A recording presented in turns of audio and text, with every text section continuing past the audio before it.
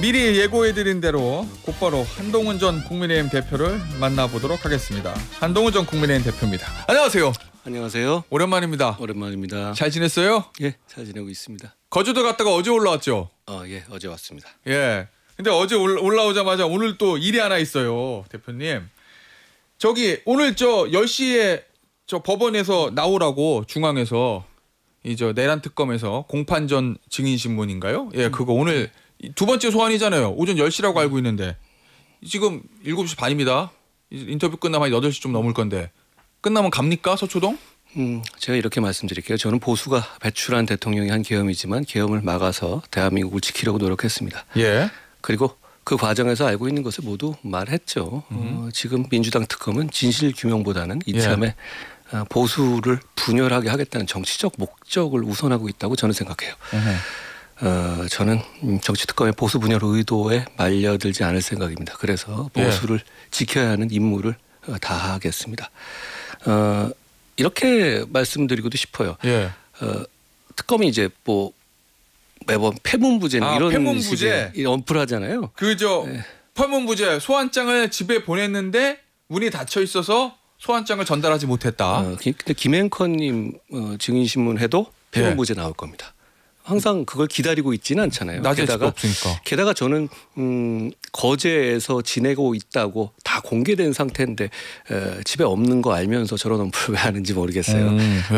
저는 이렇게 말씀드리고 싶어요. 제가 강제구인 얘기하더라고요, 특검이. 만약 오늘 저 안 나가면 강제구인할 수도 있다. 뭐 제가 어디 있는지 제가 알려드릴 테니까 강제 구인하라면 하라고 말씀드립니다. 만약에 무리하게 강제 구인 영장 발부되면 저는 그 집행에 당당하게 응하겠습니다. 제가 한 가지 더 말씀드리죠. 저는 수백억 혈세 갖다 쓰면서 특검이 뭐 본인도 참고인이자 피해자라고 하더라고요, 저를. 근데 저한테 이렇게 매달리는 거 정치 편향과 무능을 자인하는 거라고 생각해요. 특검 말대로라면 저의 새로운 진술이 없으면 사건이 안 된다는 건데요. 그렇다면 벌써 수사 석 달 반이 지났는데 벌써 도망갈 탈출구부터 찾고 있는 것 아닌가 하는 생각이 듭니다. 이 얘기도 드리죠. 저는 할 말을 다 했습니다. 그런데 정말로 진실을 규명하고 싶으면 계엄 넉 달 전에 이미 계엄을 확신할 근거를 갖고 있었다는 김민석 총리를 비롯한 민주당 사람들을 불러서 물어보십시오. 누구나 어떤 일이 있었는지 다 알고 있는 12월 3일에만 집착하지 말고 4개월 전 상황을 민주당과 김민석 총리를 철저히 조사해서 다시 재현해 내십시오. 그러면 언제 어떤 방식으로 계엄이 준비되고 있었는지 그 전모가 드러나지 않겠습니까? 아니 근데 만약 오늘 안 나가면은 강제구인 시도하면 그 집행에 응한다는 얘기는 와서 그럼 속담으로 잡아가는지는 제가 모르겠는데 그러면은 끌려는 간다. 저는 법치주의를 믿는 사람입니다. 무리하게 저는 일단 이 기소정 증인신문 제도를 제가 수십 년간 그 일에 종사했지만 제가 써본 적이 없어요. 그만큼 거의 없죠. 대단히 뭐 변호사시니까 아시지만 대단히 예외적인 제도군요. 거기서 무리하지만 강제 구인영장이 발부돼서 저를 구속하겠다면 저는 거기에 당당하게 응하겠습니다. 알겠습니다. 아니 근데 일부에서는 또 보수 언론에서도 그래도 법무부 장관까지 지냈는데 이 법원이나 절차에 응하는 게 맞는 거 아니야? 라는 일각의 시각도 있어요. 그 부분은 어떠세요? 저는 일단 이 특검이 태생부터 이런 한계가 있다고 생각해요. 국민의힘을 완전히 배제한 상태에서 자기들끼리만 민주당들끼리 아니면 조국당 뭐 비슷하죠. 자기들끼리 정한 태생적 한계로 정치적 편향성이 역대 가장 큰 특검입니다. 게다가 지금 뭐 이렇게 수백억 쓰면 석 달 반 지났는데 결국 고작 한다는 것이 참고인을 강제 구인한다? 이런 얘기만 하고 있는 거 아닙니까? 저는 이런 의도가 실제로 저는 할 얘기를 충분히 다 한 상태인데 제가 특검과 마치 협업하는 이런 그림을 만들어서 보수 분열을 획책하는 것이다라고 생각해요. 저는 보수의 정치인 중 한 명으로서 보수를 그런 분열 의도로부터 지켜내야 될 임무도 있다고 생각합니다. 그리고 그렇다고 제가 계엄을 옹호하는 건 전혀 아니잖아요. 아시다시피 제가 누구보다도 먼저 앞장서서 계엄을 막았고요. 뭐 그걸 막았듯이 역시 저런 정치적 의도를 막을 임무도 저에게 있다고 생각해요. 어쨌든 지금 특검이 전반적으로 정치적인 목적을 가지고 있다 이렇게 지금 판단하시는 거잖아요. 예전에 특검 많이 해보셨잖아요. 뭐 많이 한 번 해보셨구나. 네. 예. 그때 했던 수사 방식이랑 지금 특검 수사 방식이 많이 다르다고 보세요? 특검이라는 게 목적 지향적으로 갈 수밖에 없는 한계는 있습니다. 예, 원래 이렇게 한 당이 예. 한 당이 임명한 특검이고 그리고 이 수사 대상이 다른 상대 당 라이벌 정당을 수사하는 거잖아요. 예. 이런 구도에서는 정치적 편향성에 대한 우려를 정말로 의식하고 해야 하는 건데요. 예. 그런데 지금 특검은 그러고 있지가 않죠. 예. 당원 명부를 압수수색 시도하고 있고 군부들 압수수색했고 예. 그리고 교회를 압수수색하고 있잖아요. 그런데다가 뭐 특별히 게다가 요즘에 보니까 무슨 뭐 검사 5명을 투입해서 백서를 지금 쓰고 있다는 내란 보도가 특검이요? 나왔어요. 예. 기획팀 만들어서 백서 쓴다고. 검사 모자라다고 한 거 아닙니까? 그리고 수사기관 부족하다고 한 거 아니었어요? 그래서 예. 늘려야 된다고 한 거 아니었습니까? 그런데 벌써부터 자기장소형 홍보책 책자를 만들고 있습니까? 그럼 거기 홍보할 게 뭐가 있습니까? 특검이 지금 새로 밝혀낸 게 있습니까? 내란 특검이요? 예. 알겠습니다. 아니 그런데 김건희 특검 같은 경우에 지금 파견된 검사들이 원청인 친정인 검찰청으로 돌아가겠다 복귀 요청을 했고 어제 이제 민주당 의원들이 이거 항명이고 형사처벌 대상이다. 그리고 이제 김건희 특검 방문해서 항의하고 막 이랬거든요. 그 상황은 어떻게 보고 계십니까? 검찰을 폐지해야 한다는 입장이죠. 민주당은. 예. 그리고 수사와 기소를 분리해야 된다는 입장이죠. 그런데 왜 검사들한테 의존합니까? 그 자체가 저는 앞뒤가 안 맞는 얘기라고 생각하고요. 예. 그리고 그냥 예. 자기들하고 뜻이 맞는 임은정 같은 사람 데려다 쓰면 되는 거 아닌가요? 동부지검장이요? 왜 그런 사람 안 데려다 쓰고 하기 싫다는 사람들 그리고 예. 이 제도상 안 맞다는 생각을 가진 사람들을 꼭 쓰려고 하는지 모르겠어요. 그리고 올바른 지적입니다. 왜냐하면 제가 말씀드린 것처럼 검찰을 없앤다고 하는데 왜 검찰에 의존하고 또 게다가 특검은 빠지고 예. 그리고 검사들만 나중에 공소유지시킨다면서요. 뭐 그렇게 되겠죠. 수사와 기소 분리하자는 거 아니에요? 뭐 원칙은 그렇죠.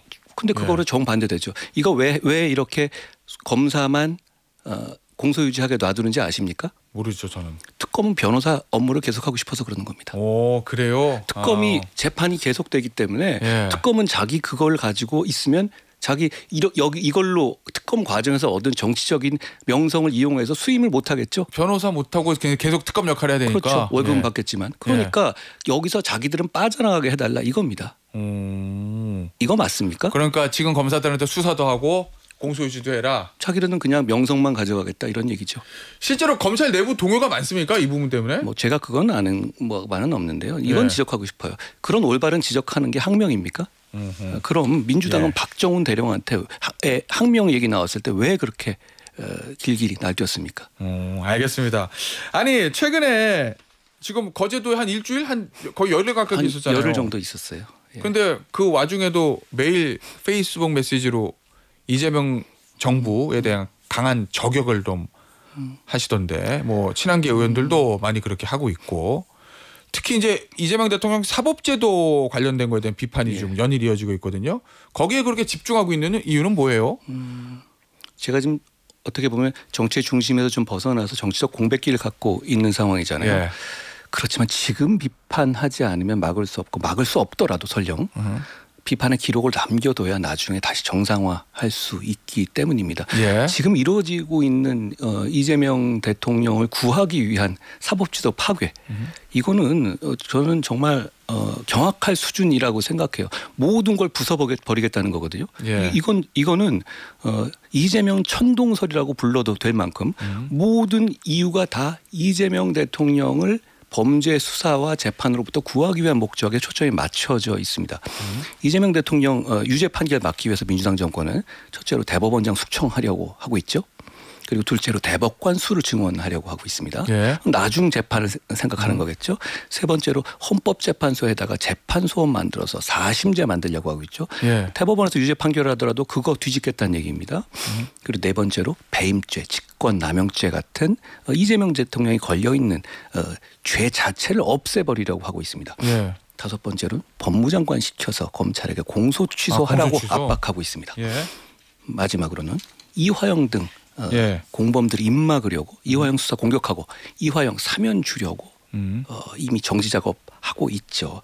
저는 이 과정에서 정말 많은 국민들이 고통받을 거라고 생각해요. 힘 있는 사람들은 이 과정에서 손해볼 거 하나도 없습니다. 그래요? 힘 있는 예. 사람들은 자기가 감옥 갈 확률이 드라마틱하게 줄어드는 겁니다. 그러니까 어쩌면 화장실에서 웃고 있을지도 몰라요. 그렇지만 서민들은 예. 자기 사건 자기 떼인도 못 받고 자기가 폭행 당해도 하세월이고 그 각각의 능력에 맞는 그러니까 경제적 능력에 맞는 정의만을 갖게 되는 제도로 되는 겁니다. 예. 변호사를 제대로 선임하지 않으면 검사가 해줬던 일을 누가 대신해 주지 않아요. 저는 이 얘기도 듣고 드리고 싶어요. 예. 제가 이제 이재명 천동설이라고 말씀드렸잖아요. 예전에 예. 이재명 대통령을 구하기 위해서 대통령을 구하기 위한 목적을 위해서 모든 세상이 돌아가는 겁니다.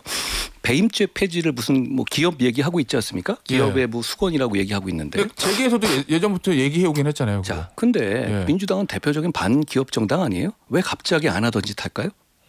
아니, 기업의 부담을 덜어주기 위함이라고. 자, 그러면 이렇게 합시다. 예. 그러면 그 배임죄를 폐지하면서 현재 진행 중인 수사와 재판에는 적용 안 된다는 부칙. 그러니까 적용 이후에만 한다는 부칙을 명확하게 하는 건 어떻습니까? 왜냐하면 부칙에 지금 기소된 거는 그냥 놔두고 앞으로 기소될 거만 그때 적용한다고 이재명 이런 대통령은 식으로요? 그냥 법대로 처벌받고요. 예. 그러면 기업 뭐 한 분들 그럼 바꿔보는 그렇게 하는 건 어떻습니까? 근데 그런 얘기는 민주당이 안 하지 않습니까? 알겠습니다. 근데 이거는 보수 진영에서도 일부 나왔던 얘기 아니에요? 배임죄 폐지? 사회적 강자들 입장에서는 예. 사실 나쁠 게 없습니다. 그런데 그래요? 이거 보십시오. 얼마 전에 보도에도 나오는데 배임죄가 처벌하고 있는 내용들이 어떤 것들입니까? 어떤 기업이 있는데 기업의 대표이사가 자기 부인 이름으로 회사 만들어서 기업의 핵심 자산들을 싸게 넘겨버린다든가 이걸 처벌 안 해야 됩니까? 뭐 일감 몰아주기 이런 거 말씀하시는 거죠? 주주나 그 거래처들이 피해를 보죠. 그러면 갯돈 가지고 날른 경우에 개주가 그럼 그거 처벌 안 해야 됩니까? 지금 그걸 처벌하는 게 배임죄고 다른 죄명이 없습니다. 판례상. 그렇죠? 그거 말고 맡겨놨던 걸 가지고 어떻게 다르게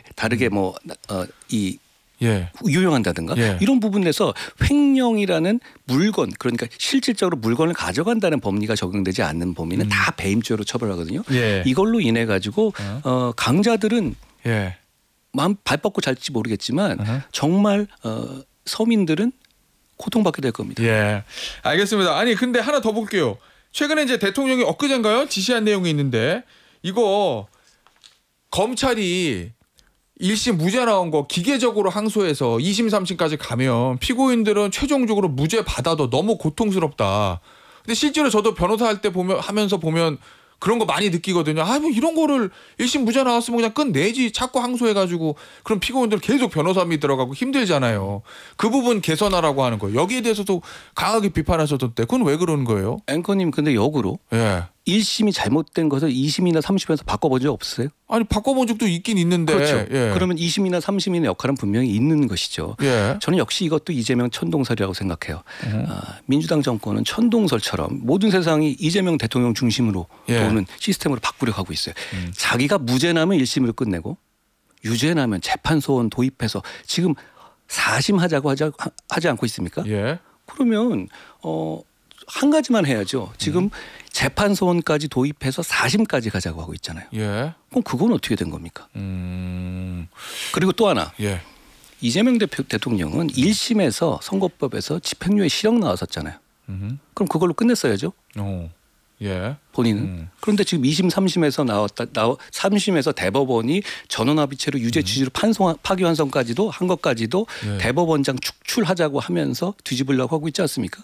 앞뒤가 맞지 않는 얘기입니다. 저는 이런 얘기가 1심에서 끝내자는 얘기와 그리고 재판소원 도입해서 4심까지 가자는 얘기가 마구 난무하는 이유가 오로지 이재명 천동설을 맞추기 위해서 이거저거 되는 거 다 집어던지는 상황이라고 생각해요. 시스템이 이렇게 망가지면 안 됩니다. 어젠가요? 고발하셨죠. 더불어민주당의 김현, 전용기, 김동아, 양문석 이 4명의 의원을 무고죄로 고발하셨던데 보니까 이 대북송금 사건에서 경기도가 북한 쪽에 건넨 돈을 이재명 지사의 방북 대가다. 대표님은 그렇게 얘기했거든요. 그거를 이제 민주당이 허위 사실이다 이러면서 고발했고 그거에 대해서 무고죄로 역고발하신 건데 그렇게 하신 이유가 뭘까요? 방북 저는 대가라고 했고 민주당은 방북 비용이다라고 판결에 나온다고 했어요. 근데 방북 대가나 비용이나 하얀색이나 흰색이나 다릅니까? 저는 이게 예. 민주당이 늘 해오던 입막음용 허세였다고 생각해요. 예. 그래서 제가 바로 저를 고발해라. 그럼 내가 무고죄로 맞고발해서 우리 한번 다퉈보자 제대로 이렇게 얘기했던 것이죠. 그런데 정작 민주당은 고발한다는 25일에는 고발 못하고 그리고 제가 계속 고발하라고 독촉하니까 그 다음날 소리 소문 없이 등 떠밀리듯이 고발했어요. 나경원 의원도 그날 고발했는데 그때는 보통 정치인들 많이 하는 고발장 들고 가는 쇼 있잖아요. 그거 했더라고요. 근데 저한테 그거 안 하고 소리 소문 없이 했던데요. 아, 그래요? 예. 사실 고발하기 싫었을 겁니다. 왜요? 애써 힘으로 누르고 있는 이재명 대통령에 대한 대북 송금 사건을 다시 수면으로 끌어올리는 계기가 될 것이기 때문이죠. 전 이분들 이 대통령한테 혼났을 것 같아요. 아, 왜 저 조용히 지나갈 수 있는 거를 국민들께서 이 대북 송금 사건 엄청난 사건 잊어버리거나 모르는 분들 계십니다. 저는 어제 형사 고발했고 민사 소송도 제기할 겁니다. 이 대통령 대북 송금 사건의 재판 진행은 힘으로 누를 수 있어도 제가 하는 이 재판과 수사 진행은 막을 도리가 없을 겁니다. 관심 가져주시기 바랍니다. 그럼 그 과정에서 대북 송금 때 있었던 예전 뭐 이화영 지사 판결문이나 이런 내용이 또 공개돼 언론에 또 보도되고 뭐 이렇게 인구에 회자될 것이다 이런 말씀이신 거잖아요. 의아한 점은 지금 그 판결문이 비공개 상태입니다. 그래요? 예, 비공개 처리돼 있어요. 그 내용들이 충분히 다시 지금 이 내용이 어떤 지역적인 문제가 아니라 방북 대가냐 아니냐는 핵심적인 내용을 가지고 민주당이 허위사실이라고 저를 건 거잖아요. 아주 본질적인 내용이죠. 그 본질적인 다툼의 장을 굳이 이재명 대통령 재판이 아니더라도 제가 진행하고 있는 무고죄 수사 진행이라든가 민사소송 과정에서 밝혀낼 수 있을 겁니다. 그럼 그 와중에서 판결문이 공개될 수밖에 없을 거다. 그건 당연히 판결문 공개해야 하고 그리고 이 진짜 대가가 뭐였는지에 대해서도 거기서 다투어 보면서 민주당은 지금 제가 거짓말했다고 저를 감옥에 넣다는 거 아니에요? 그럼 적극적으로 나서 주십시오. 저랑 한번 붙어보죠.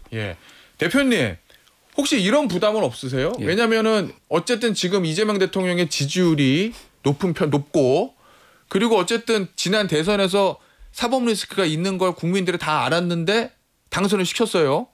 그럼 일각에서는 야 이거 정치적으로는 그래도 면죄부를 받은 거다라는 평가도 있는데 그 문제를 다시 꺼내서 지적을 하는 부분이 대표님 뭐 정치적으로 사실은 득실 따져보면 좀 부담은 없으신지.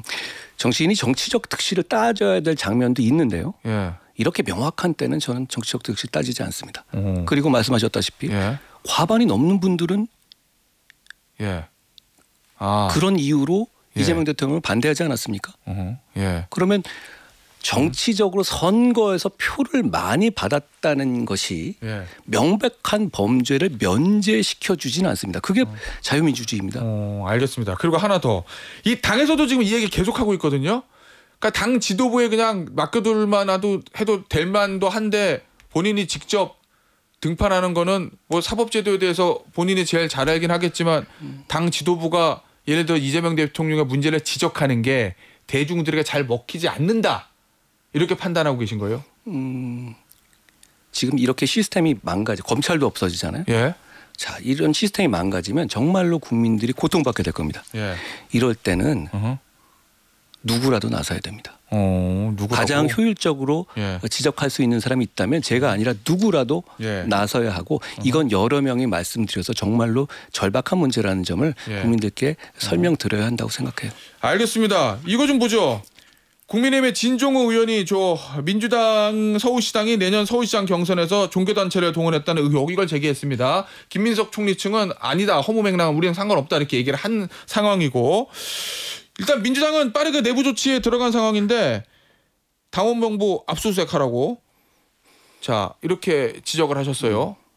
일단 뭐 내부 조치했다 이렇게 얘기하는데요. 내부 이제 지시를 하는 거죠 정청래 대표가. 제가 이 말씀드리고 싶어요. 됐다. 그냥 압수수색 받으시라라는 말씀드려요. 왜냐하면 오히려 증거가 어떻게 보면 덜 나온 사건에 대해서 국민의힘의 당원 명부를 이미 여러 차례 압수수색한 바 있습니다. 저는 먼저 분명히 해둘 것은요. 대한민국은 종교의 자유가 있습니다. 종교인도 정당에 자유롭게 가입할 수 있어야 하고 그건 확실하게 보호돼야 된다는 점입니다. 그런데 정치인이 다수인들을 상대로 그 종교든 어디든 상관없어요. 다수인들 상대로 해서 당비 대납해 줄 테니까 당의 집단으로 가입해달라. 그래서 특정인 밀어달라라고 하는 건 절대 용납돼서는 안 되는 중대 범죄입니다. 예. 왜냐하면 특히 이렇게 양당제 하에서 이렇게 그렇게 되면 정당 민주주의가 무너지게 되거든요. 예. 민이라든가 당원들의 생각과 관계없어요. 그런 집단표를 갖고 있으면 당의 후보가 될 수 있고 당대표가 될 수 있고 예. 그리고 국민들에게 이지선다 중에 하나를 내놓을 수 있는 거잖아요. 예. 그러면 정당 민주주의가 무너지는 거고 양당제 같은 그런 큰 정당에서 이런 정당 민주주의가 무너지면 예. 대한민국의 민주주의가 무너지는 겁니다. 이거는 당과 관계없이 대단히 잘못된 것이다. 민주당이든 국민의힘이든 그렇습니다. 예. 그리고 국민의힘과 똑같은 기준이 민주당에게 적용돼야 돼요. 특검이든 예. 검경이든 즉각 민주당 압수수색해야 됩니다. 예. 압수수색 없이 민주당 자체 조사 믿어달라? 우리가 그럼 민주당은 그렇게 뭐 그러마 그러겠습니까? 예. 됐다고 하십시오. 압수수색 즉각 받아야 한다라는 말씀드립니다. 해서 이제 당비대납으로 인한 경선 과정에 방해 시도가 있었는지 밝혀야 된다는 건데 예. 지금 비슷한 걸로 통일교 때문에 국민의힘이 지금 저 내용을 갖고 있잖아요. 오늘 아침에 중앙일보 단독 보도 보니까 특검팀이 최근 통일교 관계자로부터 국민의힘 당원 가입서를 뭉치채로 경남도당에 가져다 냈다는 진술을 받았고 이 과정에서 통일교 측에서 제출한 수십 명분의 가입서 묶음을 발견한 것으로 파악됐다. 이렇게 이제 중앙일보 단독 보도가 났습니다. 일단 민주당도 민주당이지만 국민의힘도 이 저 특정 종교단체와의 유착 의혹 이거에 자유롭지 않잖아요. 이건 어떻게 해결해야 된다고 보세요? 제가 아까 말씀드린 거에 답이 있는데요. 예. 당과 관계없습니다. 당과 관계없이 어떤 특정 집단 꼭 그게 종교에 국한되는 예. 문제 아니에요. 특정 집단과 어떤 거래 관계를 통해서 그리고 특정한 목적을 이룬다는 서로 간의 이해합치로 이런 일이 벌어지면 정당 민주주의가 무너집니다. 예. 그리고 정당 민주주의가 무너지면 대한민국에서는 대한민국 민주주의가 무너집니다. 대표님. 그러면 통일교에서 뭔가 지금 보도 나온 거 보면 뭐 권성동 의원이 이미 본인은 부인했지만 구속이 됐고 또 뭐 여러 잠재적 주자들이 통일교와 접촉한 것 같은 이제 문자 내용이 공개되고 있거든요. 통일교 측에서 대표님 접촉한 적 있습니까? 없습니까? 당대표 예. 당시로 기억하는데요. 통일교의 한총재님 측에서 예. 저를 보고 싶으니까 총재 사무실로 와달라 이렇게 연락이 온 적이 있었던 걸로 기억합니다. 뭐 저는 당연히 부적절하다고 생각해서 예. 응하지 않았습니다. 왜 안 갔어요? 그때는 통일교가 문제 있는지 몰랐을 거니까 갈만도 하잖아요. 저는 그런 방식의 접촉은 정치인이 적절하지 않다고 생각해요. 뭔가 나쁜 의도가 있었을 거다 이렇게 의심했던 거예요? 뭐 그런 의도 그걸 떠나서요. 정치 자체는 어떤 그런 영역에서는 투명할 필요가 있다고 생각해요. 예. 뭐 역시 제가 그 동안에 뭐 여러 가지 지금 얘기가 나오는 것 중에 김영선, 김상민 같은 거 제가 뭐 경선 붙여줄 수도 있었지만 컷오프 시켰고요. 예. 박성근 후보도 공천 안 했고요. 예. 혹시 뭐 통일교도 안 만났습니다. 저는 정치를 하는 데 있어서 책임 있는 정치인이 예. 지켜야 될 원칙이 있다고 생각해요. 그리고 그 지켜야 되는 원칙을 예. 손해 보더라도 지켜야 한다고 생각합니다. 알겠습니다. 갔으면은 세배하고 세뱃돈은 받았을 건데. 예. 어쨌든 본인은 응하지 않았다. 그 얘기인 거고 시간이 다 됐는데 네. 시간 많죠? 지금 백수니까. 뭐 예. 예. 지금, 그러면요. 예. 예. 오랜만에 오셨으니까 그냥 보내기는 아쉽고 시간이 여유가 있기 때문에 여의도 타짜를 조금 시간을 잡아먹고 8시 2부에서 한동훈 전 대표의 인터뷰 이어가 보도록 하겠습니다. 광고 듣고 8시에 한동훈 전 대표와 다시 돌아오도록 하겠습니다. 김태현의 정치쇼 2부 이어갑니다. 국민의힘의 한동훈 전 대표와 함께하고 있는데요. 자, 2부에서는 이 얘기 좀 해보죠.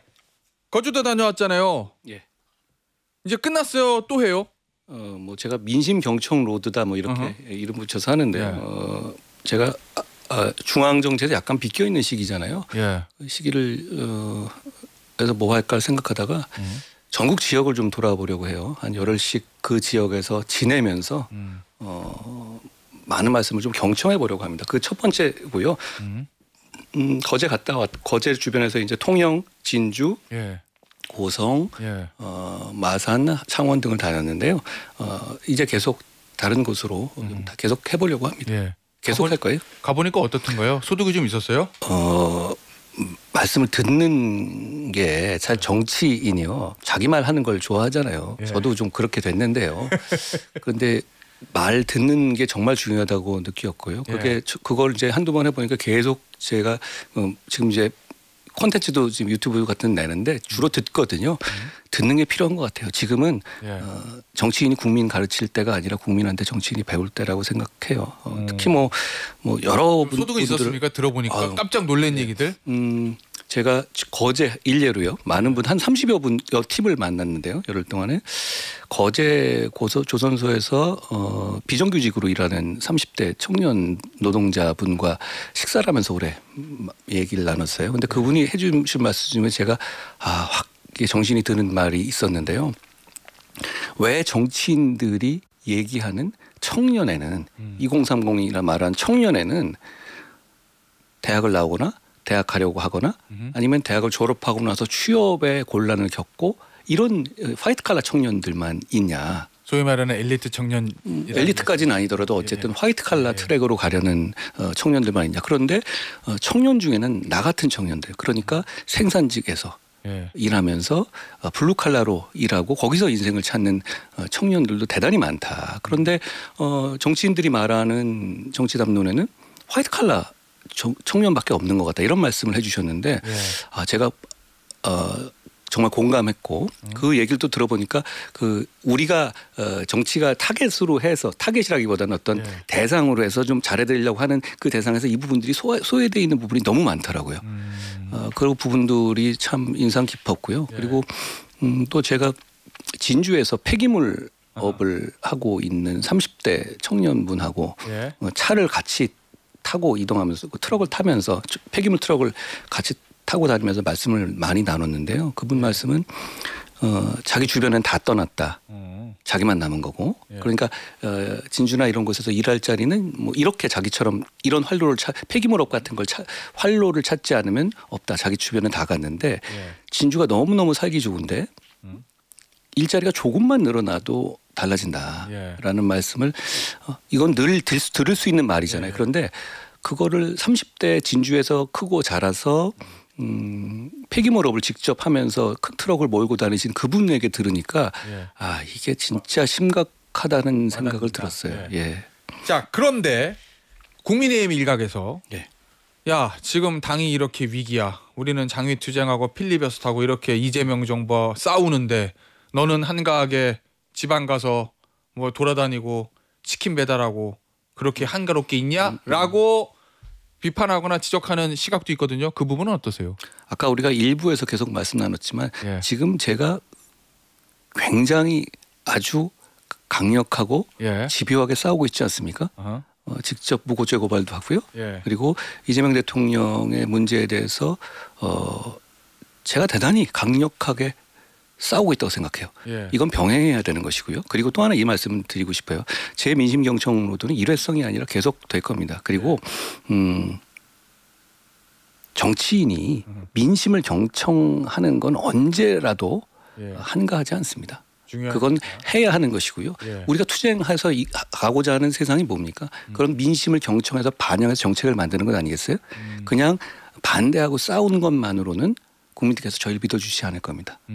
저는 지금이 오히려 이 두 가지를 병행해야 할 때라고 생각하고 제가 한쪽에서는 민심 경청 로드를 하면서도 한쪽에서는 오히려 아까 앵커님 말씀하신 것처럼 제가 어떻게 보면 뭐 과하게 많은 싸움을 하고 있잖아요. 그 싸움도 병행할 겁니다.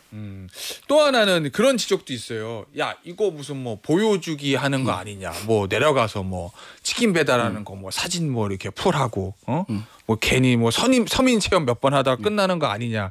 진정성이 있는 거냐. 뭐 이런 일각의 의구심 어린 눈으로 보는 시선들도 있거든요. 그 부분은 어떻습니까?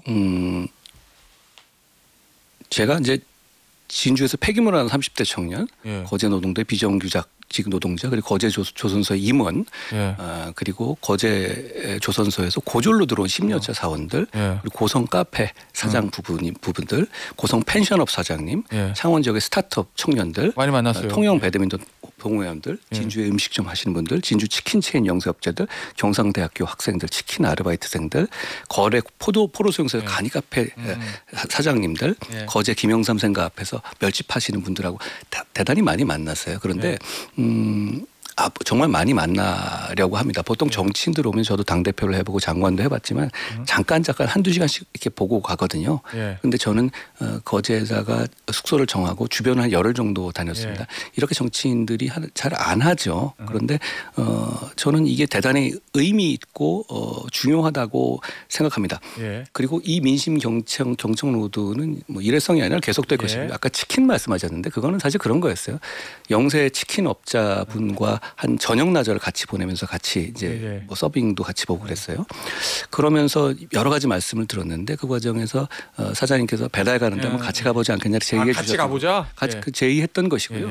그런데 그것보다는 제가 그 치킨 그 상황에서는 전 이 점을 다시 말씀드리고 싶어요. 그때 제가 많이 말씀드리고 보도도 됐었는데 수수료? 치킨업에서 배달 수수료가 너무 커졌습니다. 처음에는 안 그랬거든요. 저는 자영업자들의 문제점 이런 문제를 해결해야 된다고 생각하고 제가 무슨 서민 체험을 하려고 한 거 전혀 아닙니다. 체험이 아니라 이건 문제점을 경청하고 그 문제점을 정책으로 반영하겠다는 겁니다. 배달앱의 수수료가 너무 커요. 지금 이 몇천억 단위의 영업이익이 나고 있거든요. 처음엔 그러지 않았습니다. 꼬셔서 데려다 놓고 어쩔 수 없게 자영업자들을 한테 폭리를 취하고 있는 거예요. 이 문제를 해결해야 되는데 이 문제점에 대해서 해결하기 위해서 저와 뜻을 같이 하는 의원님들과 같이 정책적인 법안 발의도 이미 준비하고 있습니다. 그래요? 친한계 의원들이? 알겠습니다. 자, 일단 본인이 느낀 거를 정책으로 구현하려면 정치의 중심에 다시 들어와야 될 텐데 그 장이 될 수 있는 게 내년 지방선거, 재보궐선거거든요. 일단 지방선거에서 국민의힘이 이기기를 바라실 거잖아요. 당연합니다. 지금 뭐 지도부의 어떤 모습이라든지 이런 것들을 봤을 때 내년 지방선거 해볼만 하다고 봅니까? 아니면 전직 대표로서 봤을 때 좀 아쉬운데 불안한데 이런 느낌이에요? 국민의힘이 더 노력해야 합니다. 더 노력해야 돼요. 더 노력하고 더 민심에 다가가려고 노력해야 되고 민심에 맞게 어떻게든 연구하고 더 적극적으로 나서야 한다고 생각해요.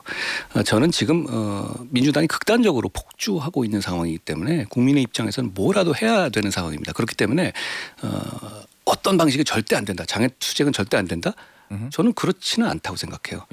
다만 투쟁의 내용이나 형식에서 더 세심하게 민심을 생각하고 두려워해야 한다는 생각은 있습니다. 장애투쟁 방식 자체보다 거기서 나오는 메시지라든지 그런 부분 디테일한 부분에 조금 아쉬움이 있다 이런 취지신가요? 글쎄요. 제가 아쉬움을 지적하기보다는 지금 뭐 이렇게 중심에서 벗어난 입장에서는 국민의힘 입장에서 정말 뭐라도 해야 되는 상황인 거 분명하다. 절실하게 싸워야 한다. 라는 말씀을 드리고 싶어요. 제가 그 방식을 비판해서 굳이 그렇게 지금 그렇게 하기에는 지금 민주당의 폭주가 너무 집약적이고 집중적으로 이루어지고 있어요. 그냥 나라 망치고 있잖아요. 게다가 관세협정 같은 것도 우리 우재준 의원 등 우리 그 국민의힘 의원들이 정보공개 청구하는데도 받아주지 않잖아요. 도대체 무슨 일이 일어나고 있는지 아무도 모릅니다. 이러다가 그래놓고선 말로는 IMF 올 수도 있다. 저 트럼프한테 뭐 귀신 씨나 막 까먹은 소리 한다. 이런 식의 그건 내수용 자기 장사거든요. 민주당 반미 인사들. 그렇게 되면 피 보는 거는 국민들인데요. 저는 이런 상황이기 때문에 국민의힘이 대단히 절박하게 나서야 되는 상황인 건 분명하다고 생각해요. 다만 민심을 좀 세심히 살필 필요는 있다. 민심에 좀 더 다가가라 이런 얘기군요. 싸우기만 해가지고는 우리 국민의힘 지지자들과 많은 국민들의 지지와 신뢰를 얻을 수는 없어요. 이기는 방법으로 싸워야 한다라는 말씀드리고 싶습니다. 알겠습니다. 자, 마지막 질문입니다. 많은 분들이 궁금해하실 거. 그래서 내년 6월에 정치의 중심으로 돌아오려면 지방선거든 재보궐선거든 어디서 출마해서 당선돼야 되는데 나옵니까? 대한민국 정치가 굉장히 역동적이잖아요. 그거 한 8개월, 10개월 남은 건데요. 10개월 전만 하더라도 우리가 지금 이런 상황일 줄 아무도 정말 단 한 명도 예상하지 못했을 겁니다. 진짜 몰랐죠. 그런 정치의 역동성을 생각해 보면 저는 큰 말씀만 드리고 싶어요. 저는 뭐가 되는 게 목표가 아니라 뭘 이루는 게 정치적 목표입니다.